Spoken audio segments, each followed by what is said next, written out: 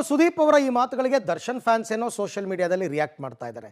ಈಗ ದರ್ಶನ್ ಪತ್ನಿ ವಿಜಯಲಕ್ಷ್ಮಿ ಅವರು ಕೂಡ ಎಂಟ್ರಿ ಆಗಿದ್ದಾರೆ. ಇದೆ ಇಲ್ಲೊಂದು ಸಮಸ್ಯೆ ಖಂಡಿತ ಇದೆ. ಹಾಗಾದ್ರೆ ಅವ್ರು ಏನು ಹೇಳಿದ್ದಾರೆ ನೋಡೋಣ. ಸೊ ಕಿಚ್ಚಿನ ಮಾತಿಗೆ ದರ್ಶನ್ ಪತ್ನಿ ತಿರುಗೇಟು ಕೊಟ್ಟಿದ್ದಾರೆ. ಇದು ಆಕ್ಚುಲಿ ಚೆನ್ನಾಗಿರೋದು. ದರ್ಶನ್ ಇಲ್ಲದೆ ಇರುವಾಗ ಕೆಲವೊಬ್ರು ಏನೇನೋ ಮಾತನಾಡ್ತಾರೆ. ಆದರೆ ದರ್ಶನ್ ಬಂದಾಗ ಅವರು ಬೆಂಗಳೂರಿನಲ್ಲಿ ಇರ್ತಾರೋ ಇಲ್ವೋ ಗೊತ್ತಿಲ್ಲ. ದರ್ಶನ್ ಇರುವಾಗ ಇಂಥ ಹೇಳಿಕೆ ಕೊಡೋರು ಮಾಯವಾಗಿರ್ತಾರೆ. ದರ್ಶನ್ ಹೇಳಿದಂತೆ ಯಾರೂ ಕೋಪ ಮಾಡ್ಕೊಳ್ಬೇಡಿ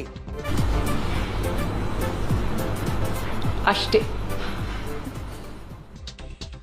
ಬೇಜಾರಂತೂ ಆಗಲೇಬೇಡಿ ಅಂತ ಕಿಚ್ಚ ಸುದೀಪ್ಗೆ ವಿಜಯಲಕ್ಷ್ಮಿ ಟಕ್ಕರ್ ಕೊಟ್ಟಿದ್ದಾರೆ.